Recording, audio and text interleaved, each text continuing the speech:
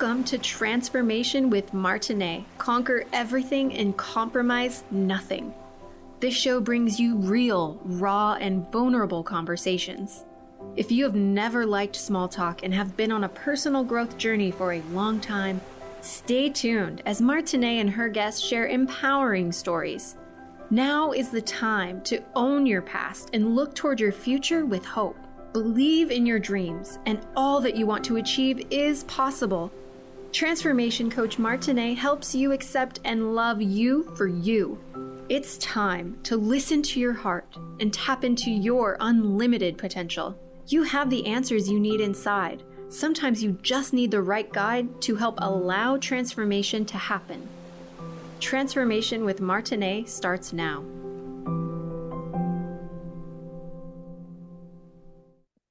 Welcome everyone to Transformation with Martine. This is where we conquer everything and compromise nothing. And today's fun. Happy Friday, everyone. Today is totally fun because I've got a friend on here, someone who's been on my show many times. She has her own show, and she's the publisher. She's the lead lady here, but us get to be co-authors with her. We've done 2 books together, and we've got another one in the works, and I'm proud and happy to be a media partner and just connected to this amazing woman. Welcome, Peggy Willms. Oh, thank you, girl. I know. I love this. It's just like it's coffee talk for us. Coffee talk. What am I doing with water right now? Was I thinking wrong? I'm double fisting. We got the water. We got the coffee. Yeah. Do you see where I brought you? I brought you to the 1950s kitchen. It's perfect for our little topic today. Don't you like it? I think so too. I love it, actually. I like that minty green kind of vibe you got going there. Your shirt matches. I mean, you're good. Yeah. Why didn't you tell me? I did like a berry. Why didn't you tell me? Hey, I know. Well, grandmothers come in many sizes. You just wait. You're not quite there yet, but I'm excited to talk about this topic that I don't hear many people chat about. No, you're right. Yes, I have not gotten to the stage of being a grandparent yet. Not that it couldn't happen. My oldest is 25. Right. But the whole it's all intermeshed. Being a parent is really hard. There's not only the fact of not losing who we are as women, but being like, when they're little, of course, your mama be, whatever. But when they're getting older and they have their own journeys, their own paths, it's hard to not want to hover. It's hard to not want to take control. It's hard to not want to just take on their pain, all those things. And then I'm thinking with being a grandma, it's got to be even worse. It's tough. It's tough. And I think it's one of those things. I have 2 boys. Mm-hmm. And we had conversations really early. Of course, being in the industry I've been in, we've had conversations. They probably would like to stab themselves, like, Mom. It's like, last thing you need is a mindset, Mom. But I had conversations really early on with them that I understood as males. I wanted to make sure I had relationships with the females in their lives, because most often the females hang out with their moms. They're usually close with their moms. Right, and so I knew the Thanksgivings, if I didn't get along, I didn't want to get excluded from those types of events or sports events because I didn't get along with them. I'm not saying I'm here to earn an Emmy and fake it or anything. It does take a while to stand up to, this is who I am and this is what I believe in, and I'm not going to step into your life. But I do think I was pretty well prepared for the role of being a grandmother. I had a great grandmother. But she was always there, right? It was that generation of, you get off the school bus, they're there. They bake you something. You stay over there on the weekend. They don't work outside the house. So, I had that type of grandmother, but early on, I knew I wouldn't be that type of grandmother. Very early on. And so the conversations I would have with my sons are like, I'm not going to be in your muck. I'm not going to be in that stuff that you've got to figure out. Like you said, your life path, your journey. I'm a part of it. I'm here for advice. Sometimes if it's life-threatening, damn straight, I'm going to step in.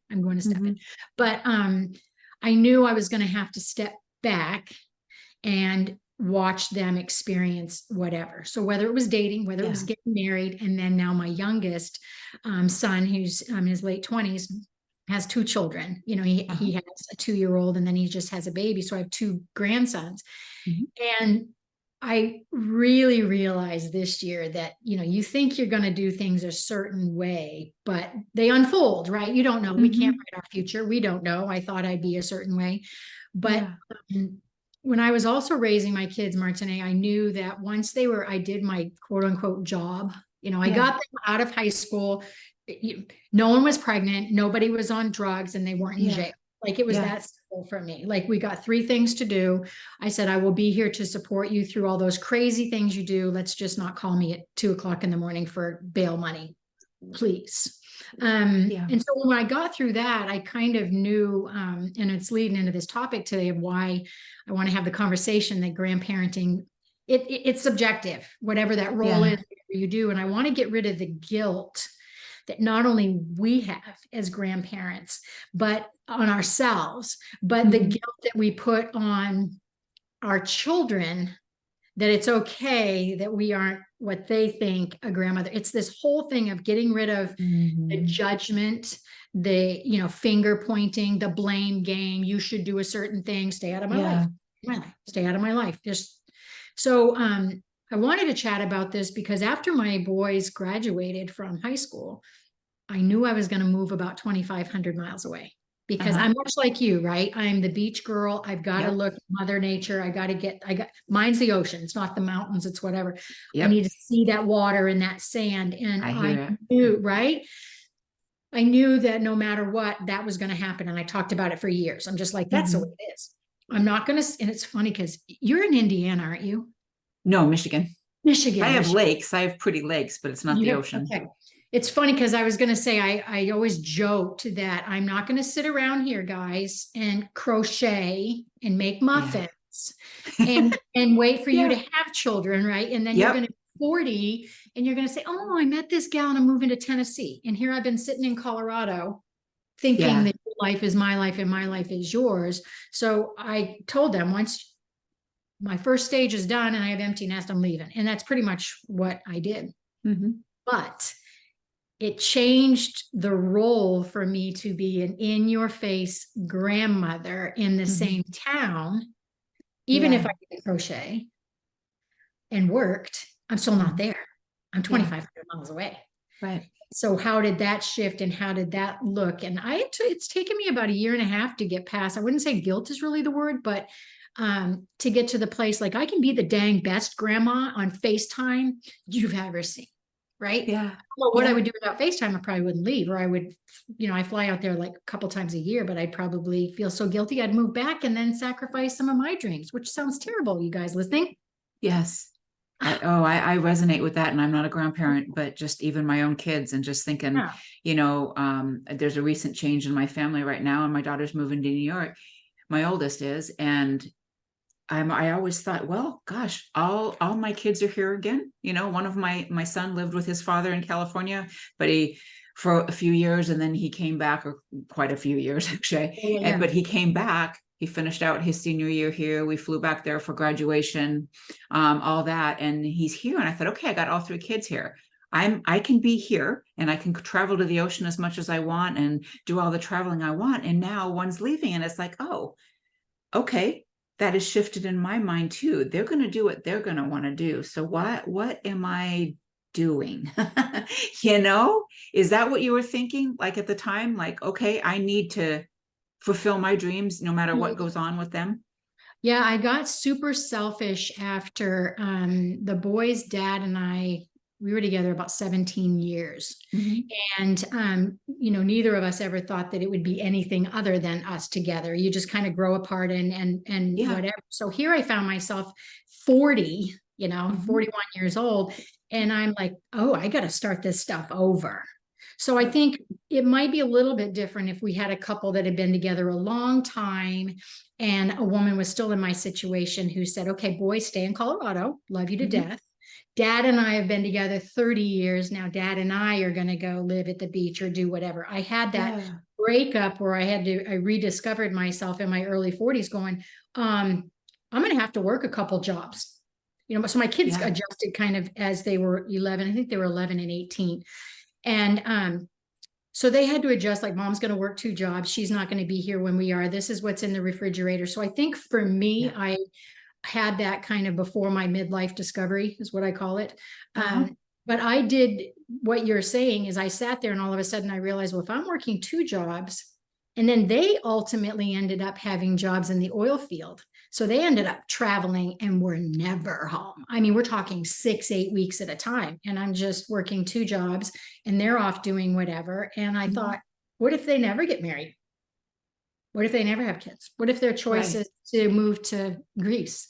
And so I did what you're thinking with your daughter, or when your child is there and then they move away. Yeah. For me, the message is to really think about, and this is part of the internal work. I had to sit here and go, what's my imagery of a grandparent? And why am I stuck on this kitchen and smelling cookies and watching my grandmother move her little ashtray with sand in the bottom? Remember those across the table? And it was a beautiful memory. And I had to kind of put the little treasure, the little lid on it and go, that was awesome. But that doesn't mean that has to be me. So how am I going to redefine that role? Or what if I'm never a grandmother? So I did the exact same thing that you're thinking, even is like, what do I want to do when I grow up? Where do I want to be? What makes me happy? And to realize too, and having conversations, because I've had real candid conversations with my children about this topic. People don't like to talk about death, and they don't like to talk some of those things that would be, hey kids, I focused on you my whole life and it was you, but now it's not. Right. I mean, those conversations, but I did with my kids, and I got to the place where I was shocked. They were like, we want you to be happy. I don't care where you are. We'll find you. You find us. There's a phone, there's FaceTime. And so we had those conversations before the babies were born. So it's interesting when you talk about the whole, like, I'm not the crocheting cookie baking kind of grandma. Well, I wasn't that as a mom. I mean, I remember having it in my head, I'm going to be making these fabulous dinners. I'm going to have this amazing garden. I'm going to grow all our vegetables. I'm going to do all these things. I don't have a green thumb at all, at all. I kill everything. Right. I bake fabulously. I bake wonderful goods. I can do that. I cook basics. Yeah. I can make tacos. I can make chili. I can make spaghetti. I can make lasagna. I can make manicotti. There's a few things I can do, but I am not one of these people that love to pour through recipes and all these long list of ingredients. No. And I do like working. Right. I wasn't at home mommy for a while. Yeah. And that was fabulous. I got to be with my babies when they're babies, but I needed something else. Right. So it's like you're killing part of your soul if you don't live what it's calling you to do, which you and me, we want the water. Oh gosh. It's part of who we are, right? 100%. I'm not the same person. I'm not. I go through a depression. I mean, I lived for 25 years landlocked in arid Colorado at 5,200 feet with brown dirt outside. I look back at it and I go, I don't know how I didn't jump from a ledge. Right. I love it. I got to be outside. And like my kids have said, if I'm better and I'm there for them, and I am not sick and I'm not depressed and I love my job and I am more filled, then I'm going to be a better person than sitting there. What I say to them is I would rather have quality versus quantity. I would rather have killer vacations and killer conversations and come to you guys and then to be there 24/7 and argue over who's going to have you at their house at 1:00 on Thanksgiving. I'm not doing it. Doing it. I'd rather have quality. Absolutely. Oh man. Yeah. And as we get older, it's like, I think the kids kind of realize too, just like you said, that if mom's happy, everybody's happy. If they're happy, everybody's happy. It's not, nobody's sacrificing themselves. So we have this ideal imagery, or ideal situation, which, society says we should have or whatever. We all get to choose. Absolutely. I had a conversation with my youngest son, who I always joke with him. He's my empath. He's my big time feeler. And he went through that stage of trying to numb himself because he didn't know what that was, to feel all that and what's wrong with me and everything. And so he's still working on that. But I had a conversation with him and I said, buddy, you've got to get off of this Lifetime movie thing. I don't remember you watching a bunch of that stuff, but not everybody is frolicking around the holidays and just this, like, this isn't reality. So we had to have that conversation of like, it's not like the Christmas movies where 13 family members are around every more and we're holding the babies, and it's just a different, and that it's okay. Some families may be exactly like that. Yeah. Exactly like that. And that's awesome. I think my point today is you do you, boo, right? You figure Exactly. out what the heck you need, and let's celebrate that. But we have to tell everybody what we want. That's the difference, because otherwise they think that we're not doing the correct role, or we think we're not doing. Exactly. Yeah. And it gives them permission too. So yeah, I got actually a couple things I want to say about that, but we got to take a break. So we'll be right back, everyone. Thanks so much for tuning in.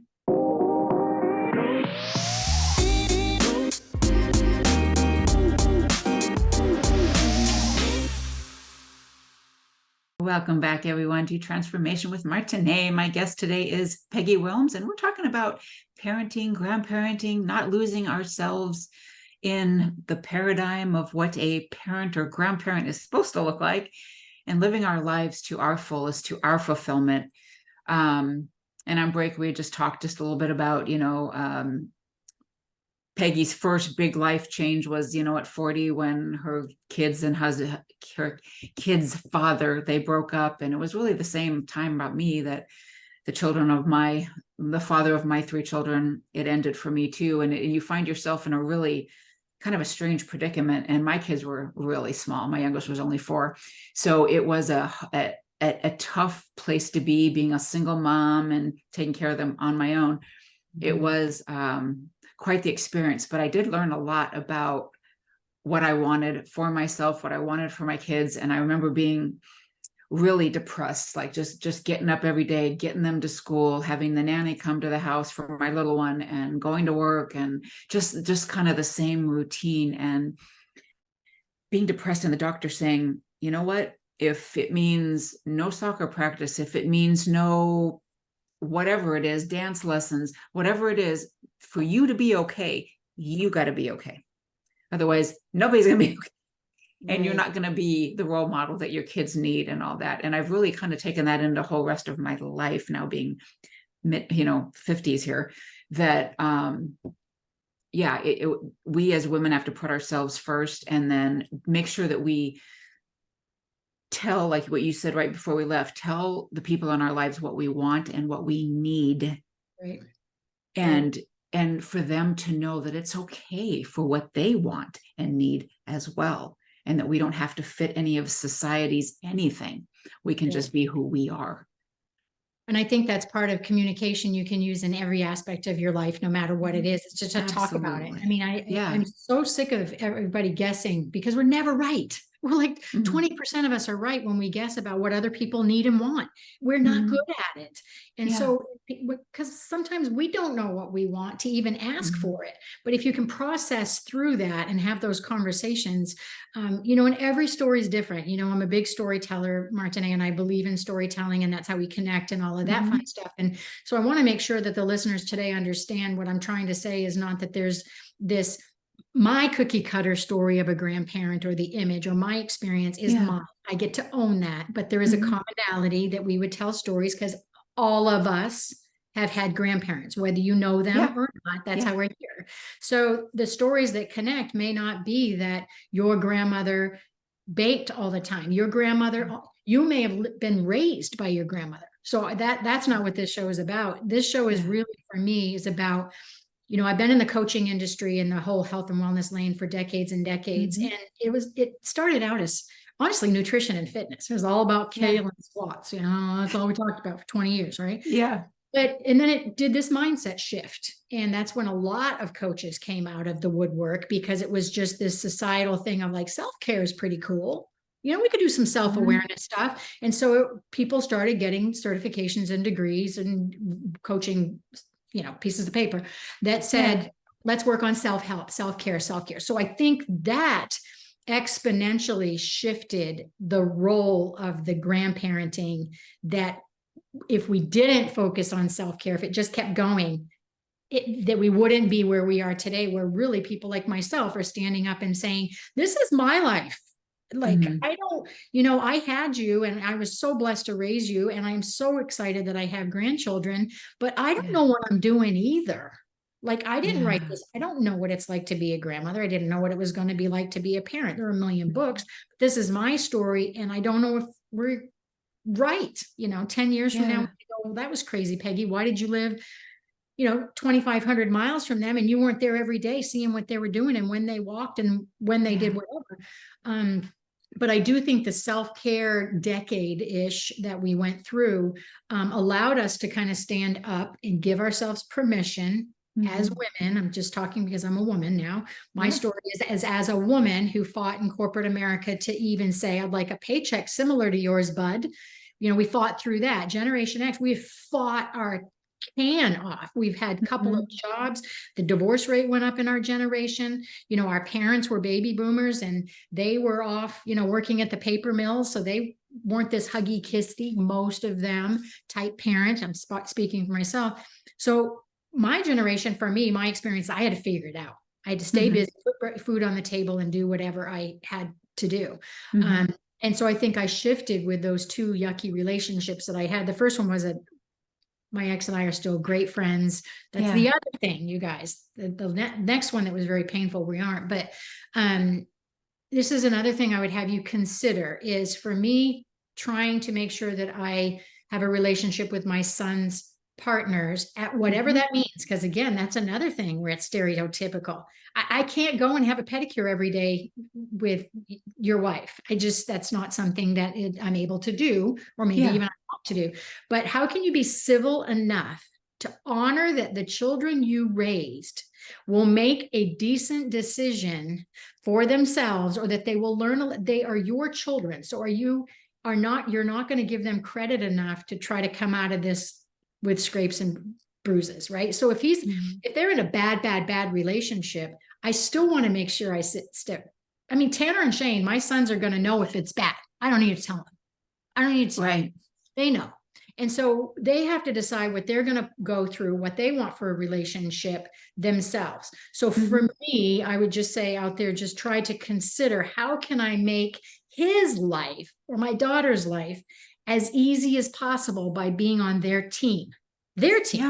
Yeah, right? For sure. And being able to say, hey, this might not be the best decision for you, but I darn straight, you can call me at 2 a.m. and I'll be here. And if I have $10, I'll give it to you. And if I don't, you better figure out how to get it.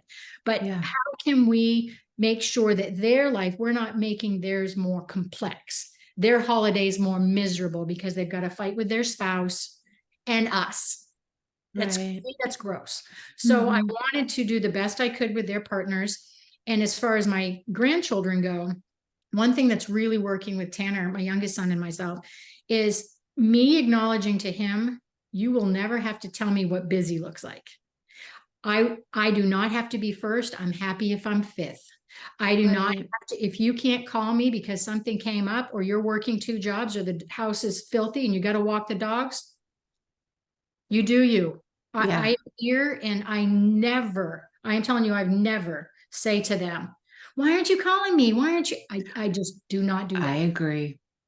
It makes their life more miserable. And that's certainly not what I want to do. I want to add to their life. I want them to see my name scroll across the phone and go, oh God, I got to get back to mom, but I want to get back to mom. Right. And I will when I can. Yeah. And that's not an obligation. Yeah. That's another thing that I made clear with them as well, is that they know my work. And they know if I can pick up the call, I absolutely will. I'm not ever avoiding them. Yeah. But they know that I do ask of them that when I check in with you, even if it's been a week, right? And I'm like, how are you doing? Just honor me with at least within 24 hours, if you're still alive and not in a ditch, to say, hey, mom, what's up? Or mom, I can't talk for 2 days. I said, I need an acknowledgement at least, because I know you have your phones by you guys. Yeah.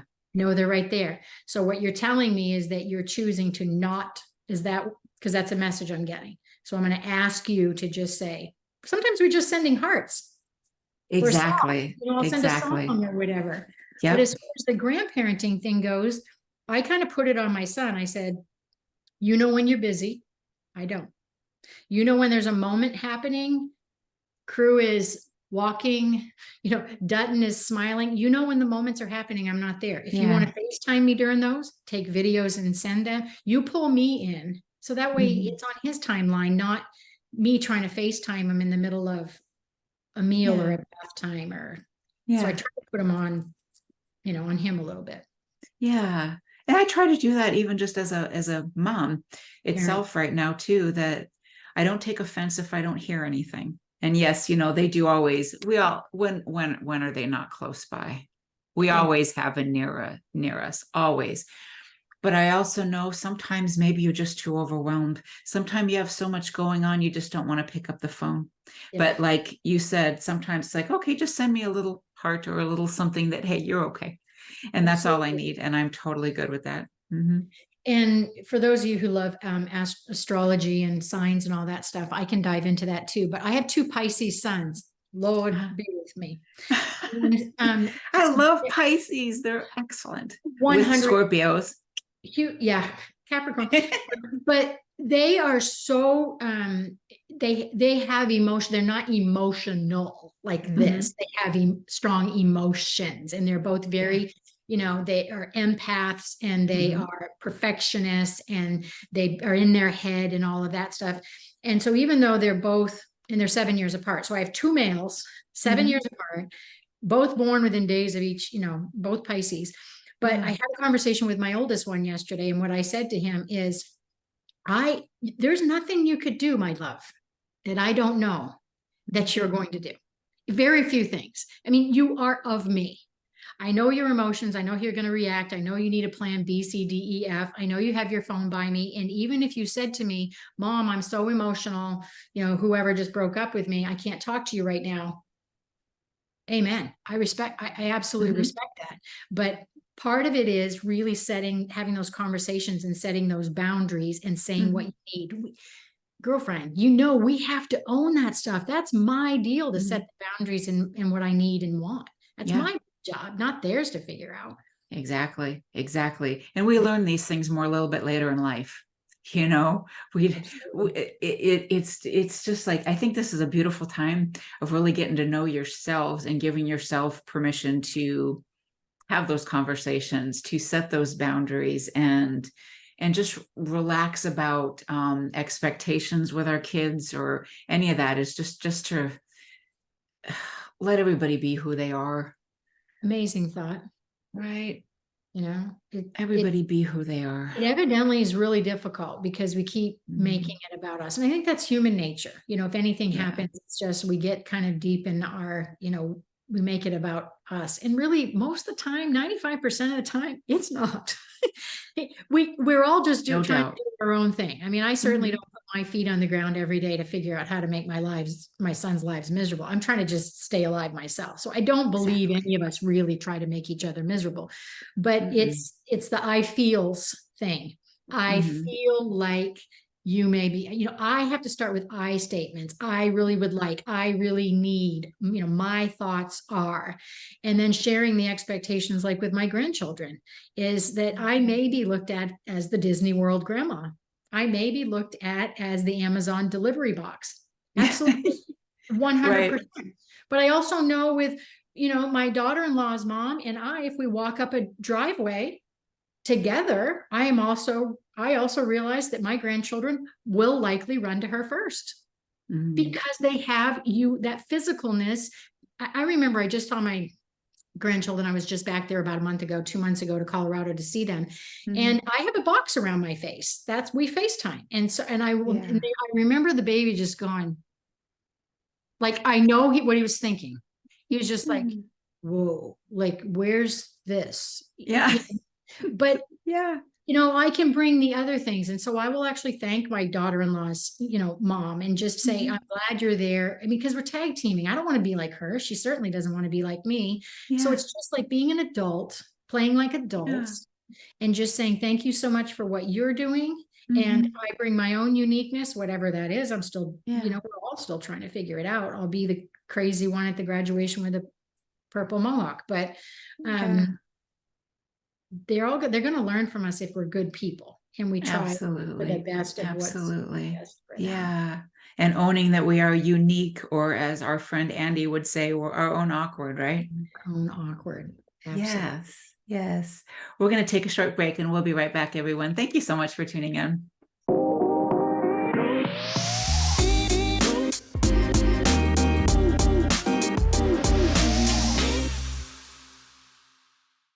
Welcome back, everyone, to Transformation with Martine. Happy Friday. My guest today is Peggy Willms, and we've been talking about parenting, grandparenting, and fulfilling our dreams in without any guilt or shame, fulfilling our dreams and still being the parents. And I'm not a grandparent yet, but Peggy is, and just living our lives and being there for our kids, but also being true to ourselves.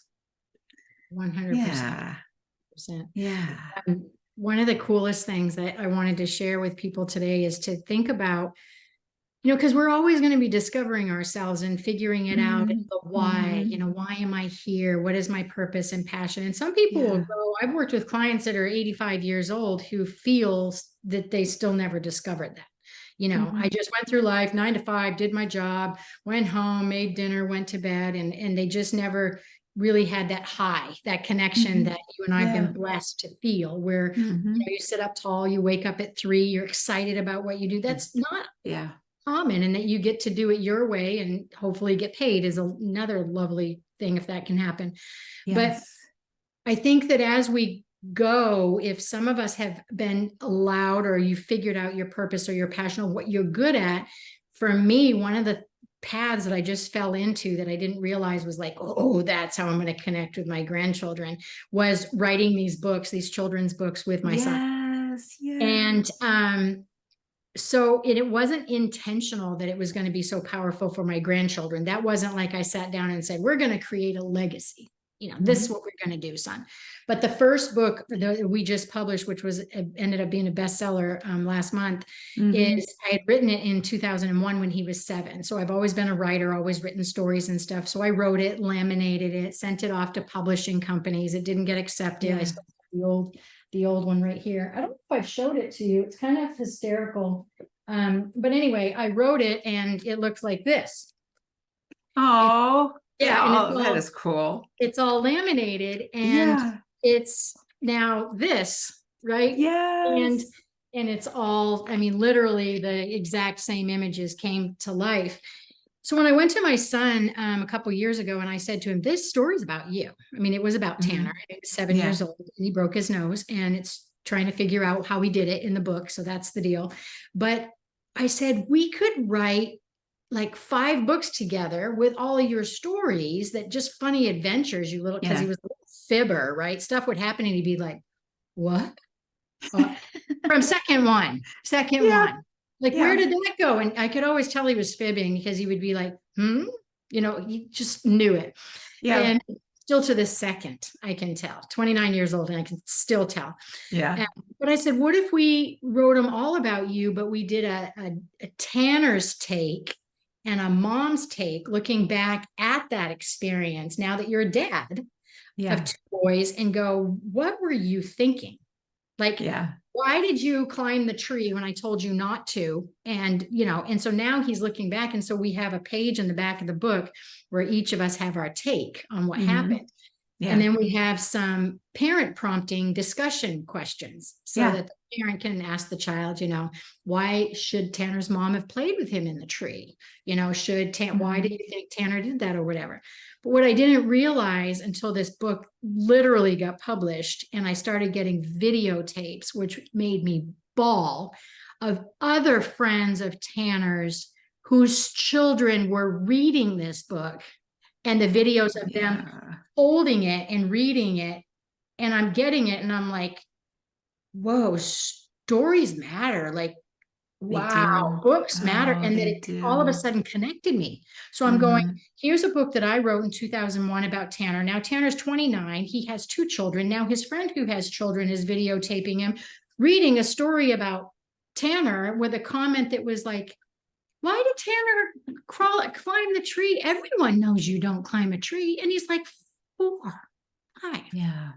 So what I'm trying to say, long story long, is that when you find out your passion and your purpose and a skill of whatever, painting, poetry, growing flowers that you're not good at, Martine, whatever it is, Yeah. you can create those legacies by tying in that fabric of your children or your, and bringing in your grandchildren forever. This book with my little son's face on the back. Now, when my grandsons pick this up, it's frozen in time. Yeah. So that is a way that when I wrote this, I realized I am contributing in a kind of a different way to being a cool grandma. It's different. You are a cool grandma. I don't know, but oh yeah, I definitely have accepted that. I know what makes me happiest, and I know when I'm tired, because that's the other thing. I will say to my son the other day, he was reaching out, and I said, I've had a 3-day migraine, Holmes. I'm like in bed, I'm wasted. I'm pasted, wasted, and I can't even speak. But so I know when I'm healthy. I know when I can best show up. I don't hide my emotions. I used to do that where I didn't let them know. I would cry in the shower because I didn't want them to know what a bad day looked like. I get it. -11 in your checkbook. And just, me, I'll show up and ride a unicorn. And I did go through a big growth phase with them when they were in their early 20s of especially my youngest saying, you're not doing me a service of doing that. It doesn't work for me for you to show me that everything's fine all the time. That's not where I'm not learning. I was like, whoa, I thought I was teaching you to be emotionally resilient in here. So I had to learn to kind of share those because I didn't want them to be my confidants per se, or my therapist, that fine line between we're buddies and pals, but that's I'm your mom still. Yeah. I think there's that line, my mom was the type of person, and my grandma, I mean, she died when I was 11. So I didn't know them that well. I do remember certain things, like how we even opened up this show. She would bake, she would cook. There was always candy corn and a little dish on her. There's just these things that I love them as stories. They're stories. Yeah, there's stories.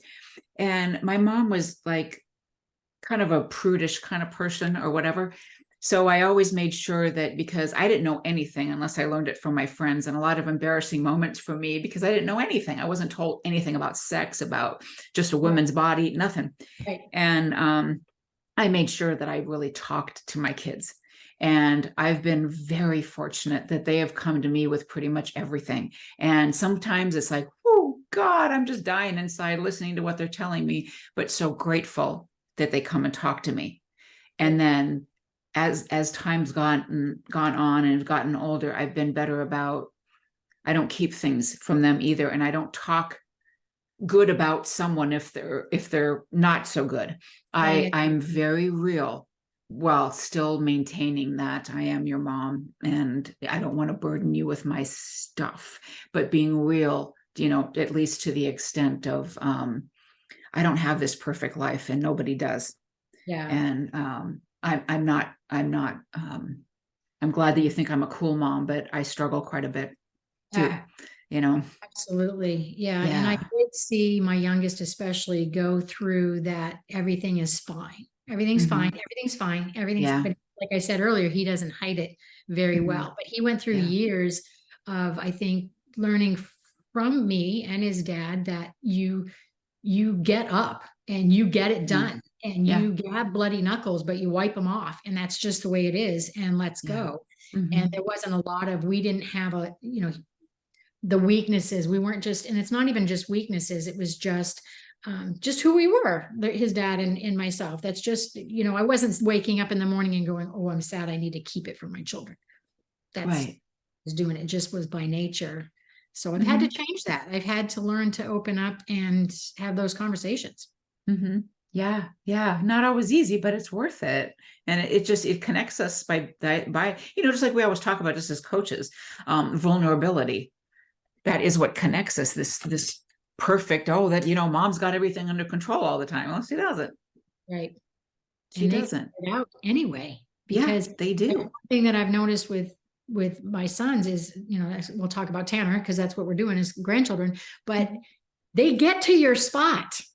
They get to when you were 25 and you were 30 and you were 35. They get to that place where you were doing things a certain way. And so the phone rings where it's like, how did you do this?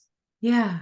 Like, how did you mop and hold the baby here and put the baby over there and then have to, like, because they saw it get done, but like, how did you? So that respect catches up. That way they saw you, those conversations. So you do end up hearing that. I don't have to sit there and go, well, I did all this for you. I'm just not that mom. No, Because they exactly. figure it out. Exactly. Yeah. So before we take our next break, where can everybody find the fabulous you? Oh, what? My website is allthingswellness.com. All sorts of fun things going on there. The biggest things are going on in the author tab. So we're looking for some authors in there on the next book, Wellness GPS. And then you can always email me at peggy@allthingswellness.com and skip around some social media, have fun. And I'm usually running my mouth there somewhere. Yeah, she is actually. Yeah. I am. Actually, I'm always running my mouth. We'll be back in a few minutes, everyone. Thank you so much for tuning in.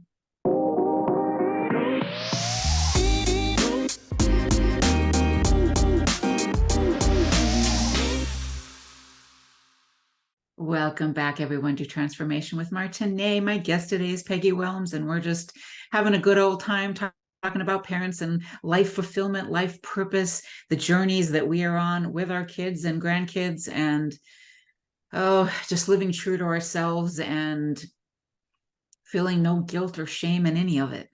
Right, my friend? Yeah, absolutely. I think part of those of us who have found our love, our job, that we work really long hours. I did want to say that and it sounds terrible. Sometimes I think I need to put a reminder in my own calendar to reach out to those that I love, because I get so wrapped up in trying to, do this mission that I'm on, that sometimes I'll go, oh my God, 3 days have gone by. Like sometimes I don't even know what day it is. I have no clue even what day I hear it is. that. Right. But I really have tried to get into this, every other day. Usually I hear from my youngest, like every day, every other day, some text or something like that. Yeah. At least. But I have had to make sure and do a double check on myself that, I have to only take the responsibility of staying in communication at some sort of level, because days go by. I think we all can say that, right? We put off, maybe procrastinate, even walking the beach, whatever you love to do. For me, that's the biggest flag when it comes to taking care of myself, is when I'm not doing the things that I love. That's like the biggest check for me. Like, I'm not doing that. Before we went to break, we were chatting about, I can't even remember what it was, but it made me think of, it was the fine line between being your children's friend and mentor and things like that. So after my boy's dad and I split up and we were in our 40s, just prior to that, my oldest son and I have always had, because I always say to him, you're the longest relationship I've ever had, which is true. Yeah. I'm like, we've been together almost 37 years. We're like, I can do it. So but when he was a teen, when I split up with his dad when he was 18, we had the roommate hat. We had the best friend hat. We had the mother, son hat. And it evolved. So we always used that game. So, and I've used it throughout my life now with my clients, with my boyfriend I've been with now for a long time. I will walk out in the living room and I'll say, I have my business hat on now, so that I set the boundaries. I set the stage of what I'm about to talk to, so that the lines don't get crossed. So like, especially with my oldest son, I would say, okay, I have your best buddy hat on now. Tell me what's really going on. Like, I'm not your mom. I'm not your. And so we had these 4 or 5 hats. I actually did a TikTok a couple of years ago with putting on literal different hats and they had stapled on the front what the roles were. But I think that's really important, even if it's just a metaphor for you to think in your head. When you present to your adult children, I do feel it's important to help them understand which role you're bringing, because otherwise it's all inclusive and they have to figure it out. So now I've got another hat. Now I'm a grandparent. So how many hats am I going to present that get muddied up when you're having a conversation with your children? I preface a lot. Like, I will say to Tanner, I will say, this is just my opinion, or in my experience, if you ever want to know, when I had a 2-year-old. So I do a lot of prefacing, like, if you ever want to hear this, or if you want to hear my advice on binkies and blankies, which who cares? but if you ever do, but Yep. other than that, because guess what? We really don't know what we don't know. By the time your children have children, they're possibly mid-20s to late 20s-ish, right? By the time nothing's the same, girlfriend. Like Oh, there are no more that's true. cloth diapers. Yep. There's no more diaper genie. The Yep. things that they are doing, and I'm not going to judge it. So I don't want to be one of those grandparents either that go, you're always shoving an iPad in front of the kids. I don't do that. I don't do Right. that. I hear Because you. it's a different generation. And when I have a just over 2-year-old grandson who can count to 22, knows his name, can freaking recognize all these letters because his mom is a teacher, and he learns a lot of the stuff in the work he does on this thing. Yeah. Why am I going to judge? The Right. technology is different. The clothes are different. The rules are different. Medicine is different. All of that. Everything's different. So I try really hard to just preface anything with like, whatever. So they know that I'm there. Yeah. But I'm not trying to do that. Martine, I don't want to raise their children. I don't. You know, I will stand up and say, yeah, I will stand up and say, I chose to have you, or God bless me with you. I did that role. I don't want you living in my basement and raising your 3 children. Could it happen because something happens? 100%. But that's not my desire for either of us. Exactly. And I'm cool with that. I don't want to step in. I don't think my grandchildren need 3 or 4 parents, to be honest. I think they just need mom and dad on the same team. And I want to be frosting on the cupcake. I want to be the sprinkles. I want to be the one that they remember when they're 40 and 50, that I was fun and I was loving and I taught them a few lessons. But I don't want them to ever have heard that I was fighting with their dad or their mom about dumb stuff. Right. I got it. Yeah, I agree with that 100%. And even just with my own kids and say their spouses or whatever, I'm just for you. I'm here for you if you need me. And I'm going to try, sometime I do find myself wanting to just say too much and say, no, just be the ear, just be here, offer whatever I can. And just like our friends, right? You can tell if you just sit back and make it not about you. You can tell if they're tired. You can tell if they're irritable. And most of the time, again, like we said earlier, it has nothing to do with me. If they're short with me, if I can sense that and they're having a bad day, and if I want to be respected for the days I can have that are bad, I'll step away from the conversation. I'm like, oh my God, you sound exhausted. Love you to death. If you need anything, talk to you on Sunday. Yeah. Oh, you couldn't call me on Sunday? Talk to you Monday afternoon. I really think that that's what it's about, is respect, just respecting the boundaries, respecting that you raised them. They're going to be okay. And if they're not, they're still going to be okay. Right. Because it's not your gig. It's a season. It's a season. We all go through season. And it's like, sometimes when we're in that season, it's hard to remember that we will come out of this. The sun's going to shine brighter tomorrow. We can get through this. So in the last, go ahead. Oh, no, I was just going to say, in the last minute, what is your final bit of advice for our people? Final bit of advice. Oh, I love that so much. I think that I would say, something I used yesterday with my oldest. I said, there are 3 things guaranteed to happen in life: birth, death, and the change in between. That's it. And if you're already born, don't worry about dying. That's all we got that someday figured out. But it's a change. And so how resilient are you going to be with the change? Because it will happen. Those 3 things will happen. There's always changes. So where can everybody find you again? All right. allthingswellness.com is my website. You can find me anything, All Things Wellness. You can email me at All Things Wellness. I really think that that's what life is about. Be healthy, wealthy, and wise. Respect each other, and just do your best to take care of you, and you'll be there for other people in the best package possible. Absolutely. And for those of you, I want to share that we were talking a little bit a lot in this whole message today, is it's all about the stories and sharing. And if you have a powerful message, a powerful story, and TEDx stage is one of your dreams, please reach out to me. It's one of the things that I love. I am a master transformational coach, and I use all my skills in there to help get you on that stage. I help you with any fears, anything that comes up for you. And I help you with writing your speech. I help you with all of it, keeping you accountable to rehearsals, to getting everything turned in on time until your big day, and I get the talk for you. All you got to do is embody that speech and get up on that stage. So if you're interested in that, let me know. And if you're interested in all things health and wellness and possibly being in our next book, reach out to my girlfriend here, Peggy Willms. Thanks, girl. Thank you. Thank you, everyone, for tuning in. See you next Friday, 10 a.m. Pacific, 1 p.m. Eastern. Have a great day. Bye, guys. Thank you for tuning in to Transformation with Martine, real, raw, and vulnerable conversations. Listen or watch live every Friday at 10 a.m. Pacific, 1 p.m. Eastern on transformationtalkradio.com as Martine and her guests have deep, meaningful conversations, sharing empowering stories. Step into your passions and lead with your heart. If you are ready to accept and love you for you, visit martineemmons.com and start allowing transformation to happen today.